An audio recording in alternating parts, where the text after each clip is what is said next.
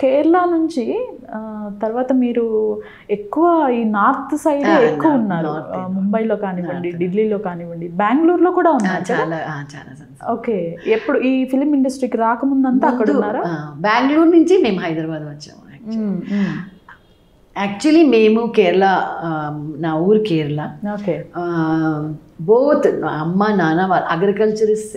వాళ్ళు మనకి పొలాలు, బియ్యం పండడము, కోకోనట్, అరక్నట్ అన్నీ బేసికలీ ఫార్మింగ్ ఫ్యామిలీ. కానీ మై ఫాదర్ వాళ్ళు 8 చిల్డ్రన్ నా నాన్నగారి ఇంట్లో. సో నా నాన్నగారే ఫస్ట్. సో ఆయన he join the defence ministry. So అలాగా he came to Bombay.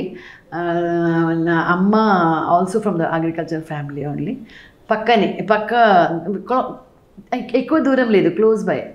So అలాగా వాళ్ళు హిందీ క్లాస్లో ఆ కాలంలో వాళ్ళది లవ్ మ్యారేజ్, తెలుసా మీకు?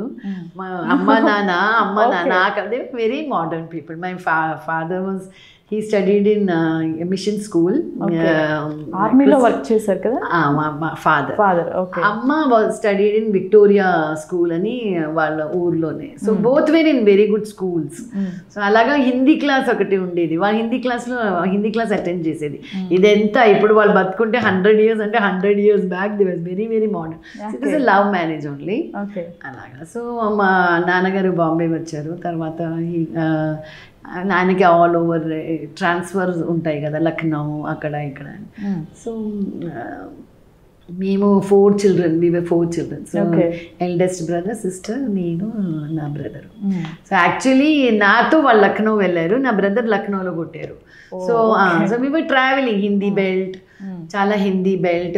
మళ్ళీ బాంబేలో ఎడ్యుకేషన్ అన్ని బాంబేలోనే. బికాజ్ నాన్నగారు మళ్ళీ పిల్లలకి ఎడ్యుకేషన్ డిస్టర్బ్ అవుతుంది అని చెప్పి ఒక ప్లేస్లో సెటిల్ అవుదామంటే with the whole family was in Bombay.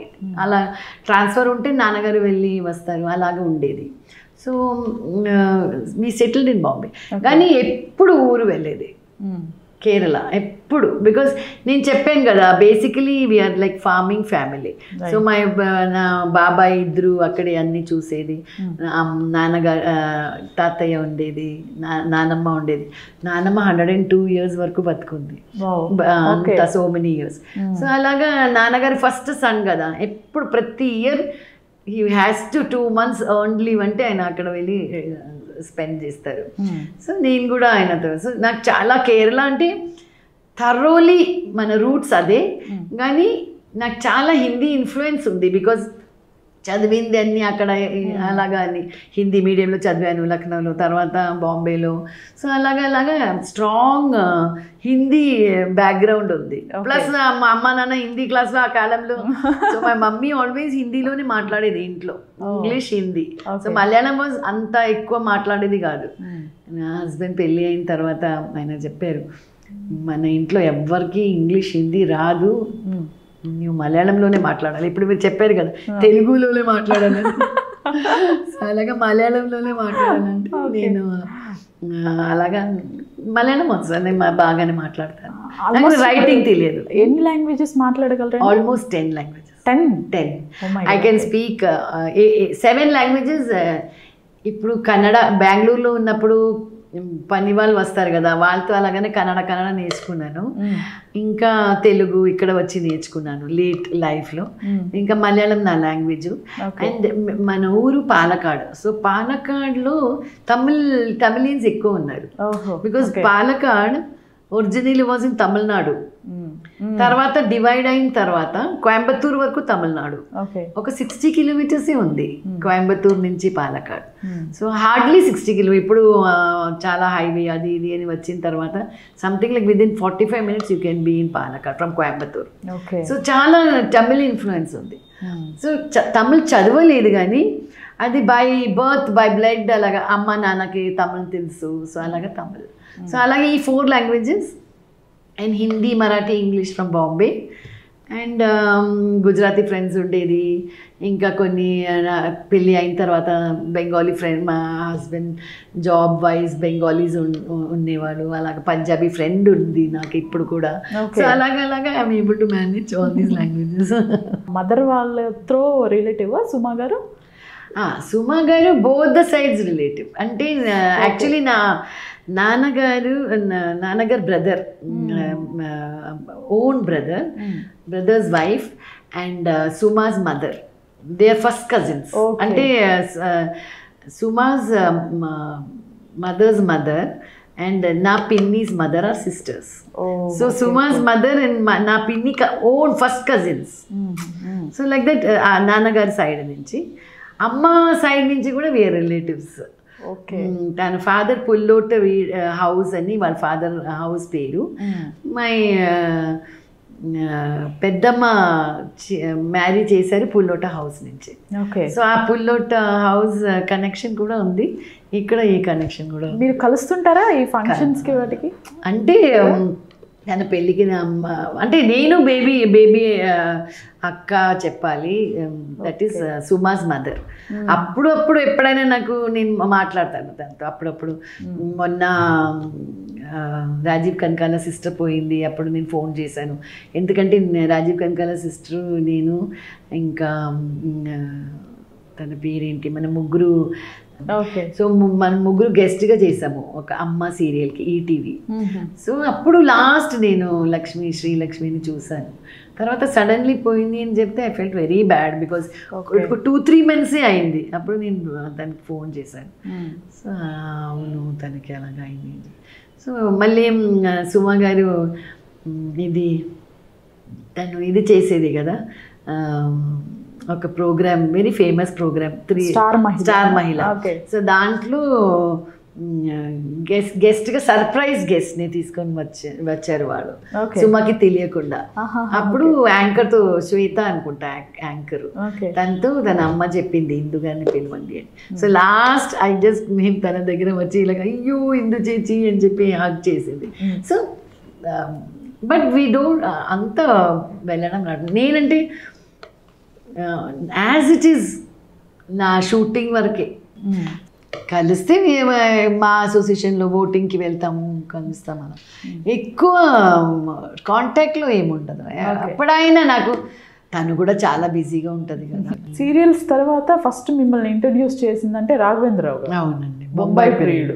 Okay, mother రంబాకి, యాక్చువల్లీ రంబాకి aunty.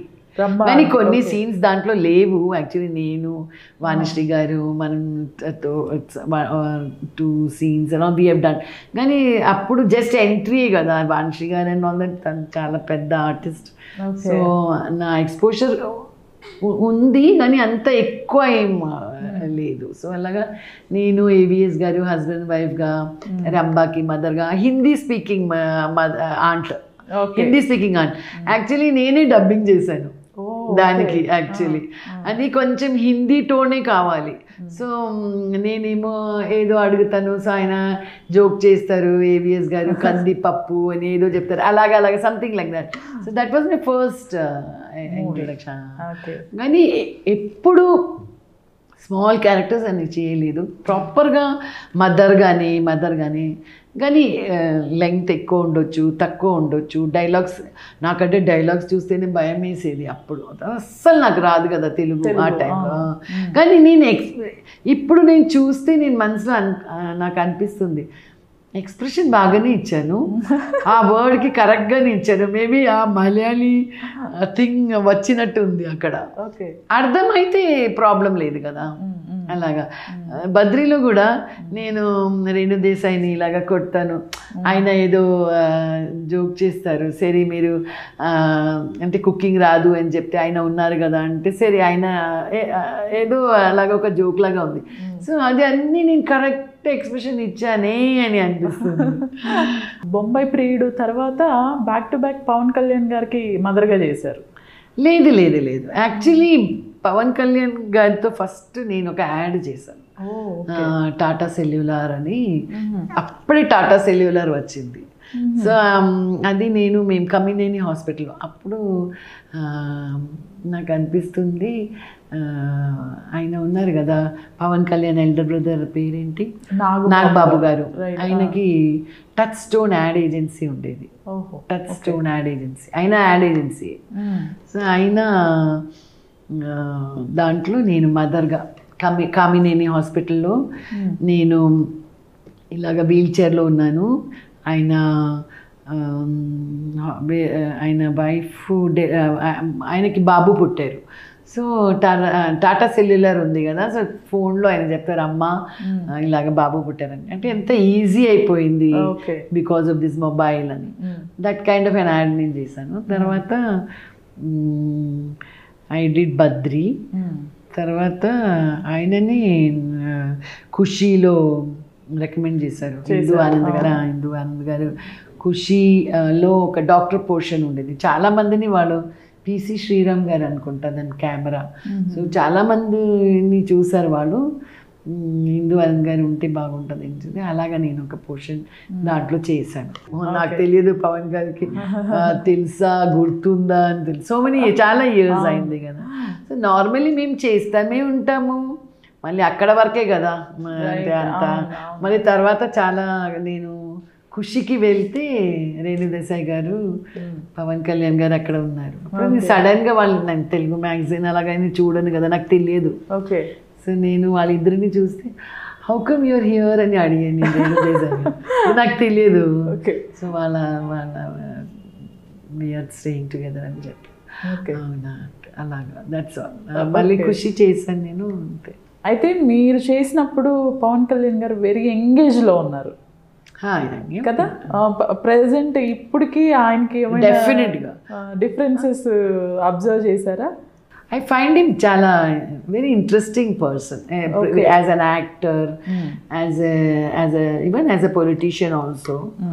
See some things manaki నేను చెప్తాను కదా మళ్ళీ నేను astrologyలో వస్తాను. So somewhere there is a connect between the human and the thing, you know. అది అన్నీ మనకి అనుకూలంగా రావాలి. ఇప్పుడు రాకపోయినా రేపు రావచ్చు, we never know. So time factor, it's a time factor.